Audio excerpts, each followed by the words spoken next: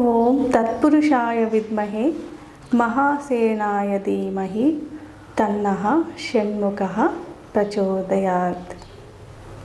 పాల్గొన మాసం రాశి ఫలాలన్నీ కూడా మనం తెలుసుకుంటున్నాము. ముఖ్యంగా ఈరోజు మీన రాశి వారికి ఎలా ఉంటుంది, ఎలా ఉండబోతుంది ఈ పాల్గొన మాసం అంతా కూడా స్వామి గారి మాటల్లో మనం తెలుసుకుందాం. నమస్కారం స్వామి. అందరికీ కూడా శుభాశీస్సులండి.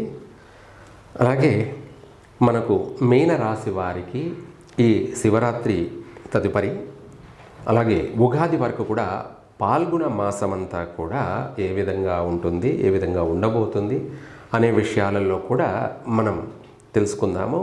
ఇందాక అమ్మగారు చెప్పినట్టు ఈ మంత్రాన్ని మరీను అందరూ పఠించవచ్చు.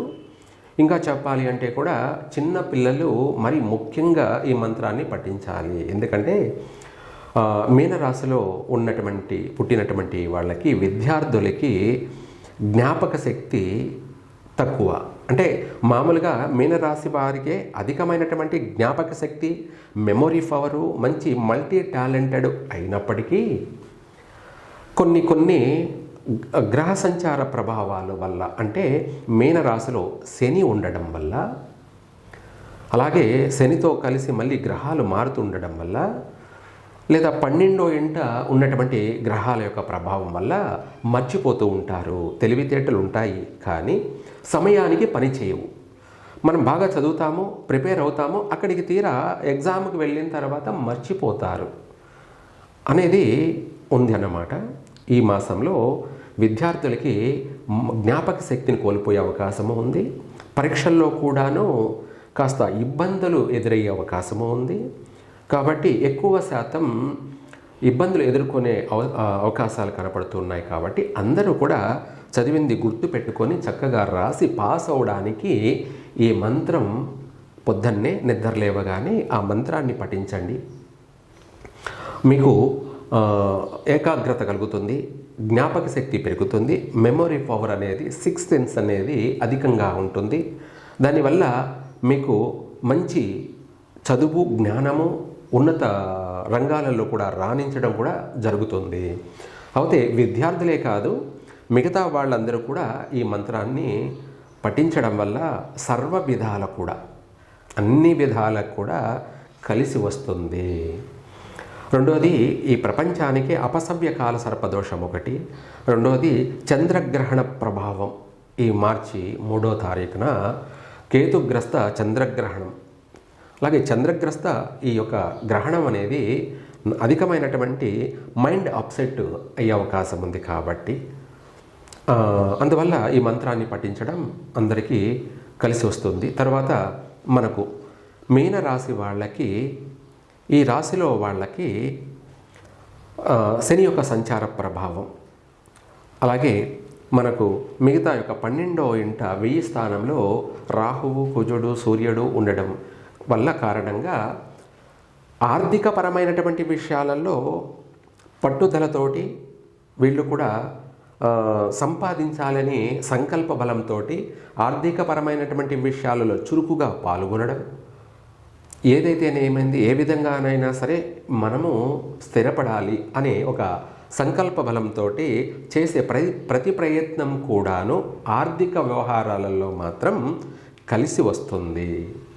అయితే ఎంత ఆర్థిక పరంగా కలిసి వస్తూ ఉందో అంతే మంచి నీళ్ల కంటే ఎక్కువగా కూడా ఖర్చు అవుతూ వస్తుంటుంది. ఆర్థిక పరంగా మనం బాగానే సంపాదిస్తున్నాం, పర్వాలేదు, బాగానే వస్తుంది అని మనం అనుకునే లోపే ఇంకొక రూపంలో అంటే ఏ రూపంలో అది ఖర్చు అయిపోవాలో ఆ రూపంలో ఖర్చు అయిపోతూనే ఉంటుంది. అనగా మనం సంపాదించిన దానికంటే కూడా అధికంగా ఖర్చు అయ్యే అంశాలే అధికంగా కనపడుతున్నాయి మీన రాశి వారికి ఈ పాల్గొన మాసంలో. ఎంత అయితే మంచి అనేది ఉందో చెడు కూడా అంతే ఉంది, సమస్యలు అంతే ఉన్నాయి. కాబట్టి ఈ రాశి వాళ్ళు అధికంగా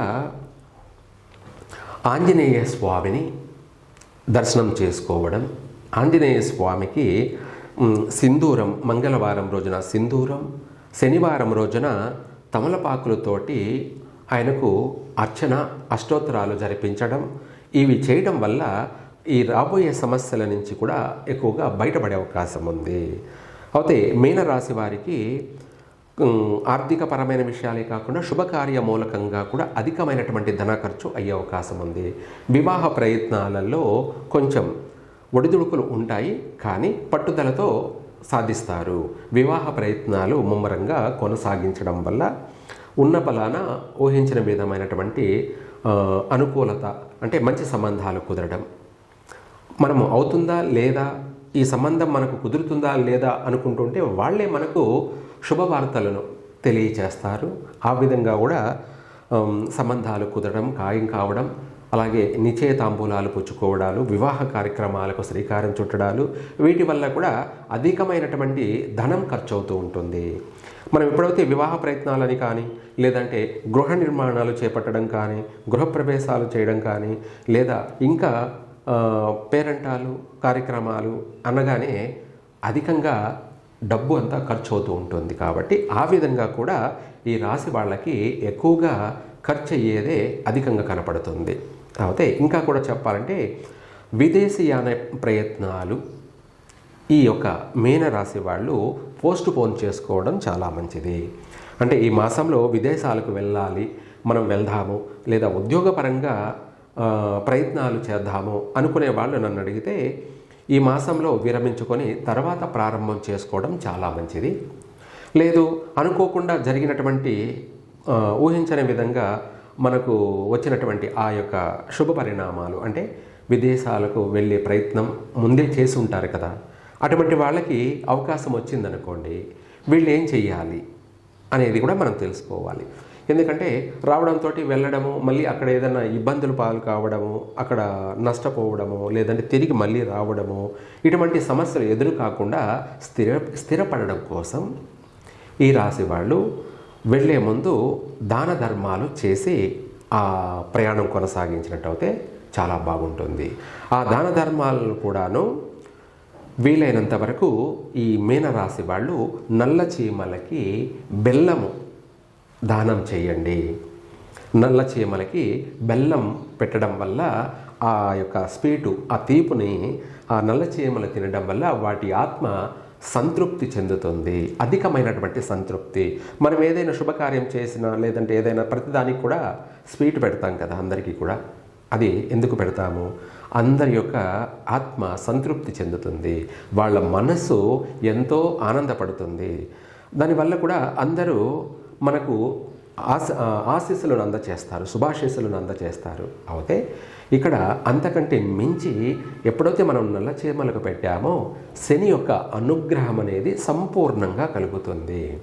దానివల్ల ఎటువంటి నష్టాలు ఉండవు, ఎటువంటి ఇతి బాధలు ఉండవు. ఈ యొక్క దానం చేయడం వల్ల కూడా ఆరోగ్యపరమైనటువంటి విషయాలలో కూడా బాగుంటుంది. శని సంచార ప్రభావం వల్ల మీనరాశి వారికి అధికమైనటువంటి ఆరోగ్య సమస్యలు ఉన్నాయి. ఊహించని విధంగా ఆపరేషన్లు జరిగేటువంటి సమస్యలు కూడా ఎదురయ్యే అవకాశం ఉంది. వైద్య రంగాల్ని అధికంగా ఆశ్రయించేది కనపడుతుంది. వైద్య రంగాన్ని అంటే హాస్పిటల్ చుట్టూ తిరగడాలు, లేనిపోని యొక్క శరీర బాధలు, లేదా ఇంకా అంతకు మించినటువంటి అనారోగ్య సమస్యలకు గురి అవకాశం ఉంది. కాబట్టి ఆ సమస్యల నుంచి మనము బయటపడాలి అంటే మనకు తెలియనటువంటి, మనం అనుకునేది ఒకటి, జరిగేది ఇంకొకటి అన్నట్టుగా ఊహించిన విధమైనటువంటి వచ్చే సమస్యల నుంచి కూడా బయటపడాలి అంటే ఈ విధంగా నల్ల చీమలకి అందరూ కూడా దానం చేయడం వల్ల ఆరోగ్యపరమైనటువంటి విషయాలలో బయటపడతారు. ఆపరేషన్లు జరగకుండానే చిన్న సమస్యతోటి మళ్ళీ ఉపశమనం లేదా పూర్తిగా కూడా ఆ ఆరోగ్య సమస్య నుంచి బయటపడతారు. అలాగే ఇదే కాకుండా ఊహించని విధంగా వాహన ప్రమాదాలు లేదా ఇతరత్ర విషయాలలో కూడా ప్రమాద సంఘటనలు జరిగే అవకాశం ఉంది ఈ యొక్క మీనరాశి వారికి. కాబట్టి ఆ సమస్య నుంచి కూడా మీరు బయటపడడం కోసమే ఈ నల్ల చీమలకి దానం చేయడం వల్ల ఆ ప్రమాదాలు, ప్రాణ నష్టాలు జరగకుండానే చిన్న చిన్న స్వల్పమైనటువంటి సంఘటనలతోటి బయటపడతాము. ఈ మీనరాశి వారికి కొద్ది రోజులు బాగుండడం, కొద్ది రోజులు బాగుండకపోవడం అన్నది కూడా అధికంగా ఉండడం వల్ల ఏది చెయ్యాలో ఏది చేయకూడదో అనేది సందిగ్ధంలో ఉన్నటువంటి వాళ్ళందరికీ కూడా ఈ మంత్రం పఠించడం వల్ల క్లియర్ అవుతుంది, క్లారిటీ వస్తుంది. ప్రతి విషయంలోనూ మనసుకి ఒక మనోసంకల్ప బలం కలుగుతుంది. ఏదైనా సరే మనం చేయాల్సింది మనం చేద్దాము, తర్వాత దైవాధీనము, దీని అన్నిటికీ కూడా దేవుడే దిక్కు అన్నట్టుగా మనిషిలో ఒక దైవ సంకల్పం అనేది ఏర్పడడం వల్ల ప్రతిదీ కూడాను, ప్రతి విషయాలలో కూడాను పడ్డవాడు చెడ్డవాడు కాదన్నట్టుగా ఆటంకం ఎదురైనప్పటికీ కూడా అన్నిట్లోనూ విజయం పొందుతారు. మీనరాశి వారు ప్రతి విషయాలలో కూడాను అభివృద్ధి చెందడానికి ఇది ఎంతో ఉపయోగపడుతుంది ఈ మంత్రము. కాబట్టి మీనరాశి వాళ్ళు అన్ని విధాల బాగుండాలని చెప్పేసి ఈ మంత్రాన్ని అందరూ పఠించండి, కలిసే వస్తుంది. సర్వే జన సుఖినో భవంతు. చాలా వివరంగా తెలియజేశారు స్వామి. విన్నారు కదండి అందరూ కూడా. 12 రాశుల గురించి కూడా మనం పాల్గొన మాసం 12 రాశుల గురించి కూడా తెలుసుకున్నాము. రాబోయే సంవత్సర ఫలితాలు, ఉగాది సంవత్సర ఫలితాలు కూడా తెలుసుకుందాము. ప్రతి నెల కూడా మాస ఫలాలు కూడా తెలుసుకోవడం జరుగుతుంది. ఇంకోటి, మీరు సబ్స్క్రైబ్ చేసుకోండి ఛానల్, షేర్ చేయండి, లైక్ చేయండి.